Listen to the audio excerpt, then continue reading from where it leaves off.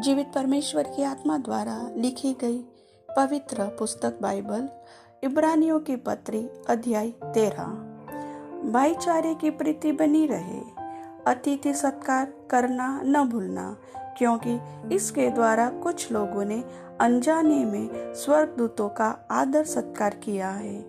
कैदियों की ऐसी सुधि ली कि मानो उनके साथ तुम भी कैद हो, और जिनके साथ बुरा बर्ताव किया जाता है उनकी भी यह समझकर सुधि लिया करो कि हमारी भी देह है। विवाह सब में आदर की बात समझी जाए और विवाह बिछोना निष्कलंक रहे, क्योंकि परमेश्वर व्यभिचारियों और पर स्त्रीगामियों का न्याय करेगा।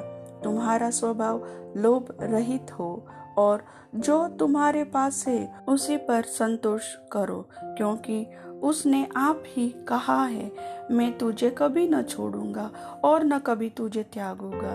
इसलिए हम निडर होकर कहते हैं, प्रभु मेरा सहायक है, मैं न डरूंगा। मनुष्य मेरा क्या कर सकता है? जो तुम्हारे अगुवे थे और जिन्होंने तुम्हें परमेश्वर का वचन सुनाया है, उन्हें स्मरण रखो और ध्यान से उनके चाल चलन का अंत देखकर उनके विश्वास का अनुकरण करो। यीशु मसीह कल और आज और युगानुयुग एक सा है। नाना प्रकार के विचित्र उपदेश से न भरमाए जाओ, क्योंकि मन का अनुग्रह से दृढ़ रहना भला है, न कि उन खाने की वस्तुओं से जिनसे काम रखने वालों को कुछ लाभ न हुआ। हमारी एक ऐसी वेदी है जिस पर से खाने का अधिकार उन लोगों को नहीं जो तंबू की सेवा करते हैं, क्योंकि जिन पशुओं का लहू महायाजक पाप बलि के लिए पवित्र स्थान में ले जाता है, उनकी देह छावनी के बाहर जलाई जाती है। इसी कारण यीशु ने भी लोगों को अपने ही लहू के द्वारा पवित्र करने के लिए फाटक के बाहर दुख उठाया।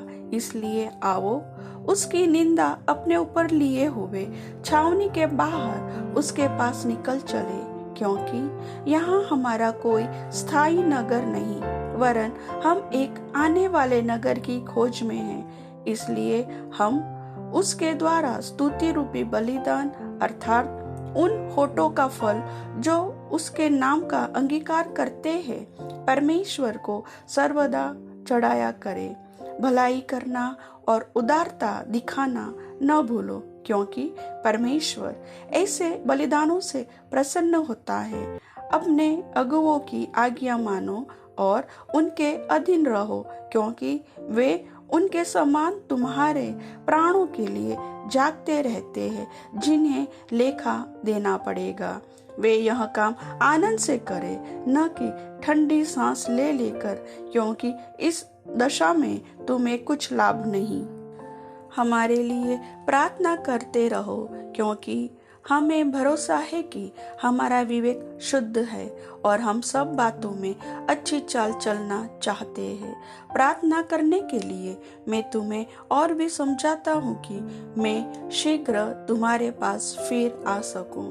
अब शांति दाता परमेश्वर, जो हमारे प्रभु यीशु को, जो भेड़ों का महान रखवाला है, सनातन वाचा के लहू के मुंह से मरे हुओं में से जिला कर ले आया, तुम्हें हर एक भली बात में सिद्ध करे, जिससे तुम उसकी इच्छा पूरी करो और जो कुछ उसको भाता है उसे यीशु मसीह के द्वारा हम में उत्पन्न करे। उसी की महिमा युगानुयुग होती रहे। आमीन। हे भाइयों, मैं तुमसे विनती करता हूँ कि इस उपदेश की बातों को सह लो, क्योंकि मैंने तुम्हें बहुत संक्षेप में लिखा है। तुम्हें यह ज्ञात हो कि तीमुथियुस हमारा भाई छूट गया है, और यदि वह शीघ्र आ गया तो मैं उसके साथ तुमसे भेंट करूंगा। अपने सब अगुओं और सब पवित्र लोगों को नमस्कार कहो। इटली वाले तुम्हें नमस्कार कहते हैं। तुम सब पर अनुग्रह होता रहे। आमीन। प्रभु वचन के सुनने वाले सभी भाई बहनों को आशीष दे। आमीन।